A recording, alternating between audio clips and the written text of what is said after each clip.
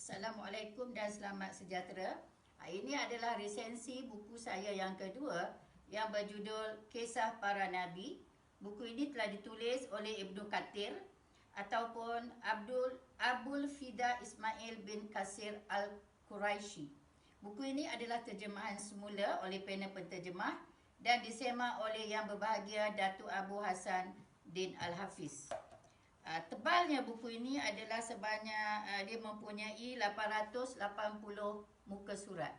Dia menceritakan mengenai tentang 26 orang Nabi. Jadi sebagaimana yang tuan-tuan sedia maklum, bila kisah Nabi, kita dah terbayang bagaimana perjuangan Nabi-Nabi tersebut untuk menegakkan syiar Islam di muka bumi ini.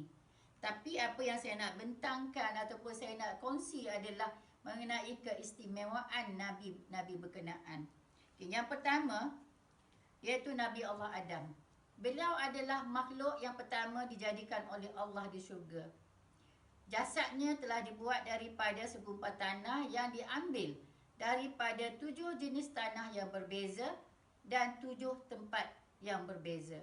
Hasilnya, jadilah kita manusia yang mempunyai pelbagai rupa, pelbagai warna dan juga bangsa. Kemudian, kealpaan beliau dan isterinya memakan buah kulti itu adalah merupakan satu penyebab sahaja.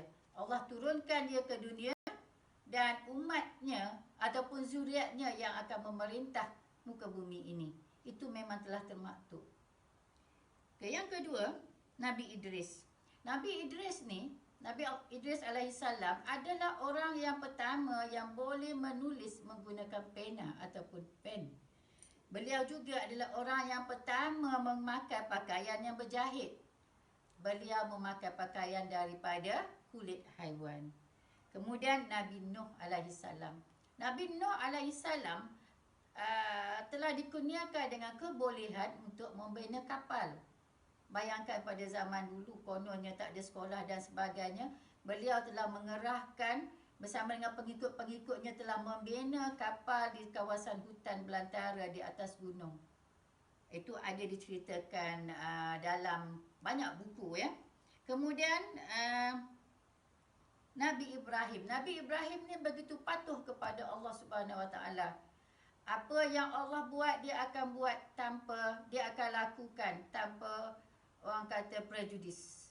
Jadi masa anaknya kecil, beliau telah meletakkan isterinya Siti Sarah dan juga anaknya Nabi Ismail alaihissalam di padang pasir di bawah sepohon kurma. Ditinggalkan di situ sahaja, di kawasan yang sunyi sepi, di kawasan yang kering kontang. Dan akibat daripada perbuatan Siti Sarah untuk mencari air itu, timbullah rukun sa'i dalam rukun haji. Kemudian kurban.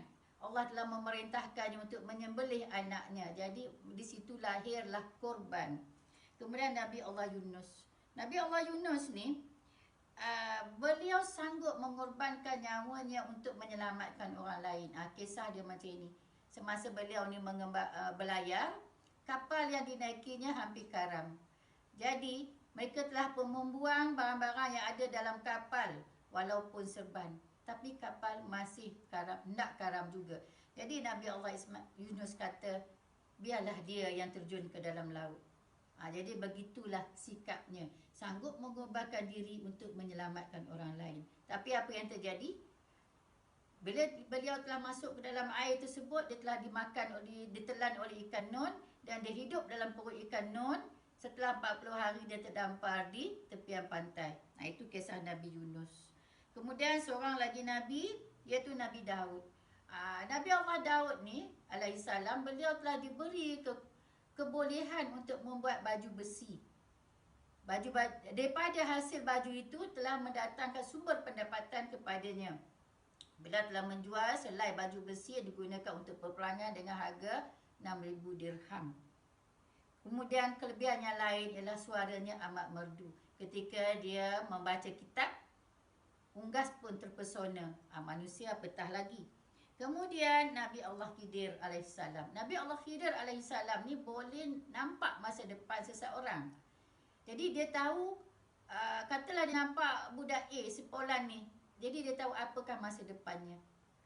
Jadi perbuatannya itu kadang-kadang menimbulkan tanda tanya kepada orang yang kita tak faham. Mengapa dia musnahkan rumah?